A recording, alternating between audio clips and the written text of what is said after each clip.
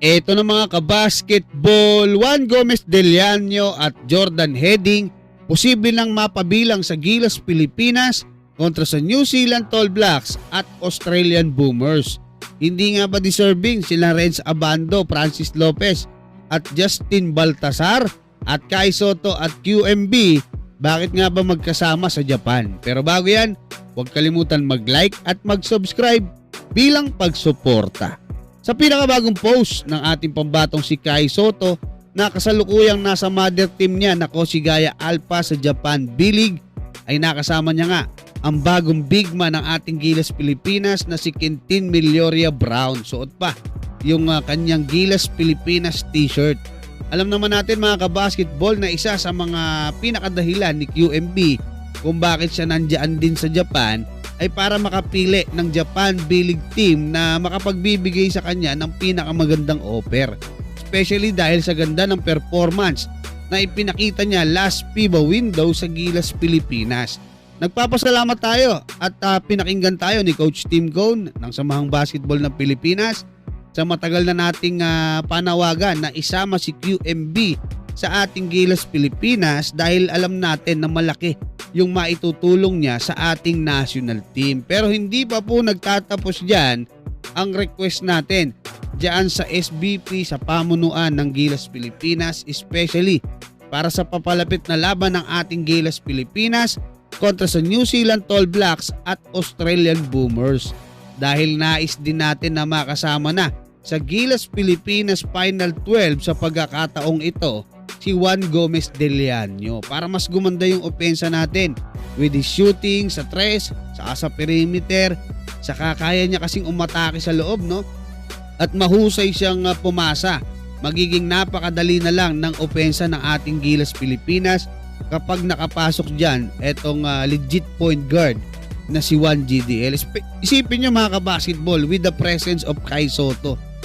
Scorer ka na, point guard ka, mahusay kang pumasa, pwede mong i-kick out sa 3 points, di ba? Pwede mong ilab kay Kai Sotto, pwede mo na ring itira. Ganoong katindi yung magiging opensa ng ating national team, especially with the triangle offense netong si Coach Tim Cone, no? Yung ball movement, magiging napakalakas ng ating Gilas Pilipinas. Isa pang gusto nating idagdag mga kabasketball, dalawa lang to, ay isang legit shooter na gaya ni Jordan Heading.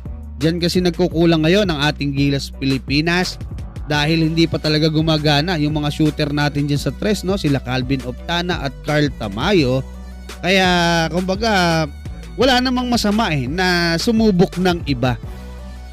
Although si Carl Tamayo hindi mo pwedeng tanggalin yan dahil future ng Gilas yan at alam naman natin hindi lang nag-iinit at hindi lang naman sa tres yan maaasahan, pati dyan sa rebound at sa depensa, no? Dahil medyo malaki ang si Carl Tamayo, hindi masamang mag-try at proven na kasi etong si Jordan Heading pagdating sa Gilas Pilipinas, no? Sa international, kahit doon nga sa Dominican Republic at Serbia, talagang ganun pa rin, talagang shooter talaga sa tres yan kapag nalibre.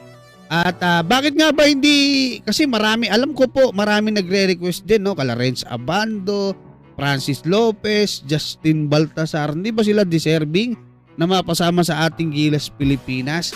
Deserving po lahat yan. Yun nga lang, dapat nating maintindihan na yung composition ngayon ng ating Gilas Pilipinas, kailangan nating i-consider yan. Sa ngayon kasi, babalik na si Kai, si Japet, papalitan niya, at tingnan natin kung ano yung magiging desisyon ni Coach Tim Cone, kung sino yung babaklasin niya para doon sa pwesto ni Juan GDL.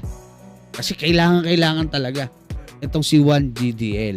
Etong si Jordan Heading, sa ngayon, wala pa siya sa 50% na ipapasok. Nire-request pa lang po natin. Siguro kapag umingay ng umingay sa social media, no, yung pangangailangan ng 3-point shooter, diyan na siguro maaalarma itong Gilas Pilipinas. Kasi naalarma lang din naman sila Real talk naalarma lang din sila doon sa kakulitan natin, doon nga kay QMB. Kasi wala tayong big man na katulong ni AJ Edu saka ni Junmar Hindi naman katulad si AJ, tanggapin natin. Hindi naman siya Kai Sotto talaga Malakas siya, okay.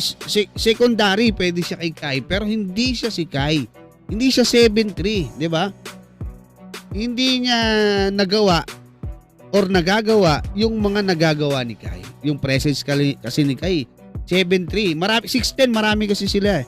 La Junmar, pare-pare sila lang height eh.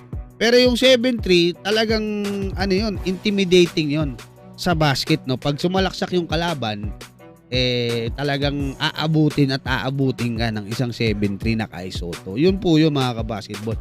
Kaya kinailangan natin ng QMB. At least dalawa sila, kaya pa rin dalawa sa isang pagkakataon yung big man ng ating Gilas Pilipinas. Ngayon, bakit hindi pa pwede?